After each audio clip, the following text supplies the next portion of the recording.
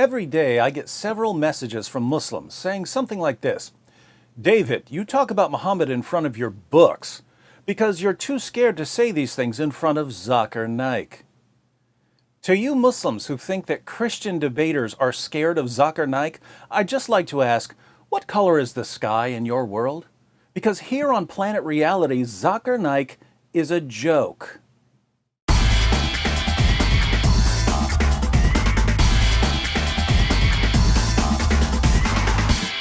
Zakir Naik is a joke, and I'm not saying that because I disagree with him.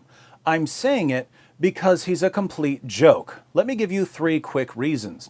First, Zakir Naik portrays himself as a champion debater, but he's never faced one actual Christian debater in his entire career.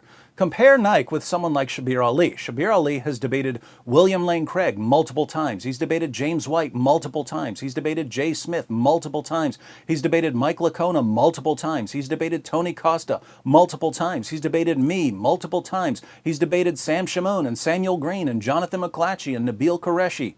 Shabir Ali obviously isn't scared to face experienced Christian debaters. Look up Zakir Naik's debates and you'll find that he's debated a handful of people you've never heard of. The only person Zakir Naik has ever debated that I've even heard of was William Campbell. And William Campbell wasn't a debater, he was a writer.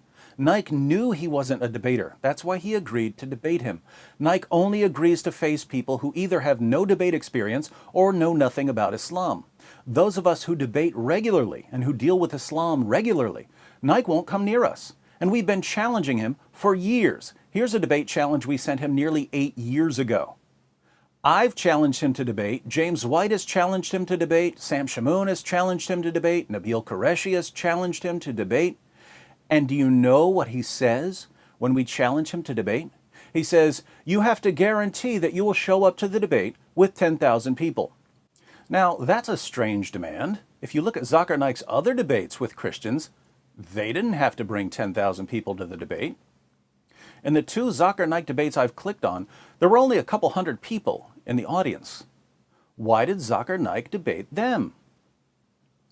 I was recently watching one of Naik's Q&A sessions, and a Christian woman was at the mic. And Zakir Naik said that if she wanted to debate, they could set up a debate. Ask your question in 2 or 3 sentences. If it is more than 2 or 3 sentences, yes, it becomes a lecture. If you want to have a lecture, yes, sure. If you want to have a debate also, we can arrange. Can you? Okay. You can come to Bombay. Right. No, it's not Bombay. I'm in the Gambia. Why was Zakir Naik trying to set up a debate with a random woman who stepped up to a mic at a Q&A session? By the way, right after he challenged her to debate, he changed his mind and said that he refuses to debate women. Then he said that he would be happy to debate a religious scholar. But once again, Naik didn't say anything about bringing 10,000 people to the debate. Why does Zakir Naik's 10,000 people rule only come into play when he's challenged by people who debate regularly? If some local pastor no one's ever heard of agrees to face him, suddenly Naik is ready to debate, even if the pastor shows up with no one. This is the age of the internet. Millions of people can watch a debate online. Zakir Naik could have a debate with a Christian in a hotel room and people around the world could watch it. Why does he selectively apply his 10,000 people rule?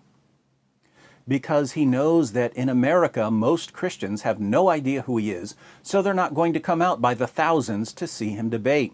He knows that Christian debaters aren't going to rent the Superdome to face him because we think he's a joke. So he made up a rule that he only applies to avoid actual debaters. Why? Because he's a complete, utter, total coward, and he knows that his arguments would be destroyed by any experienced Christian debater. And what do Muslims say when we point this out to them? Oh, Zakir Naik refuses to face you debaters because you're beneath him. Wait, all of the actual debaters are beneath him, but the people he's debated, most of whom no one's ever heard of, they were important enough for him to face? How would we know who's beneath Zakir Naik if he's never once stood on stage with an experienced debater? How would we know? Naik is like a guy who walks outside his house, punches someone in the face, and declares that he's the heavyweight boxing champion of the world without ever facing any actual boxers. It's pathetic. What's even more pathetic is that Naik's followers are so gullible they think he's a serious debater. There are serious debaters in the world. Naik isn't one of them. Second, Zakir Naik's ministry pays people to convert to Islam. The Hindustan Times reports The special branch of the Mumbai police claims that controversial Islamic preacher Zakir Naik and his non-profit Islamic Research Foundation have illegally converted around 800 people to Islam by paying them using funds received from abroad. The allegation, if proved, could spell more trouble for Naik, who is being investigated for his fiery speeches and alleged extremist links. Mumbai police found that Naik's organization paid converts 50,000 rupees, some of which came from Saudi Arabia. Members of the organization would then radicalize converts and convince them to join ISIS. For you Muslims who are thinking to yourself, no, Zakir Naik would never do such a thing, you should probably study the Quran and the life of your prophet, because Muhammad himself paid people to convert to Islam. And one of the reasons you pay zakat is to pay people to convert to Islam. Surah 9, verse 60 of the Quran lists the various uses of zakat. One of the uses is to attract the hearts of those who have been inclined towards Islam. What does it mean to use zakat funds to attract people's hearts? Muhammad shows us exactly what it means. In Sahih Muslim, number 6022, Muslims win the Battle of Hunain. And we read, "On that day, the Messenger of Allah gave Safwan bin Umayyah 100 sheep, then another 100, then another 100. Ibn Shahab said, Sa'id bin al-Musayyab told me that Safwan said, by Allah, the Messenger of Allah gave me what he gave me, and he was the most hated of people to me. But he kept giving to me until he became the most beloved of people to me." This guy hated Muhammad, but Muhammad kept giving him sheep by the hundreds until Muhammad was his favorite person in the world. In Sahih al-Bukhari 3344, Muhammad divides a piece of gold among 4 chiefs of a different tribe.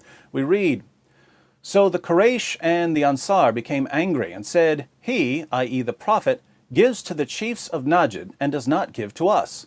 The Prophet said, I give to them so as to attract their hearts to Islam." He was giving them gold to attract their hearts to Islam. Nearly 14 centuries later, Zakir Naik is doing the same thing. Muslims should be proud of Naik for imitating his prophet by bribing people to convert when his arguments fail miserably. Third, a few years ago, when I was watching some of Zakir Naik's talks to get some video clips for some shows, I was impressed that so many Muslims showed up to hear him speak when the talks were in English. I know a few Christians from one of the areas he was speaking in, and I said to them, it's cool that wherever Zakir Naik goes, there are so many Muslims there who speak English.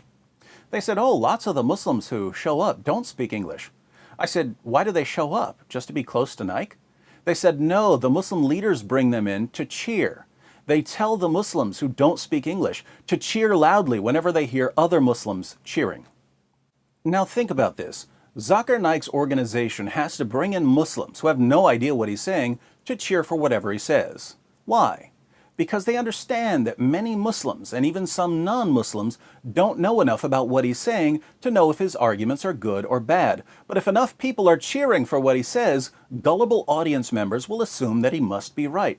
So Naik's organization loads the audience with people who cheer for him no matter what he says, because the cheering has a psychological impact on gullible audience members. This is the Islamic version of a laugh track for a comedian who isn't funny. And let's face it, a laugh track would be much more appropriate for a Zakir Naik lecture than for a comedian. Putting all of this together, many Muslims regard Zakir Naik as their best debater and top apologist. Who is Zakir Naik? He's someone who pretends to be a champion debater even though he's a complete coward who instantly backs down from every single experienced Christian debater who challenges him. He's someone who pays people to convert to Islam just as his prophet paid people to convert to Islam. And he has to bring in cheerleaders to tell his fans when to cheer even though they have no clue what he's saying, all so he can trick ignorant, naive, easily manipulated audience members into thinking that he's presented a serious case for Islam.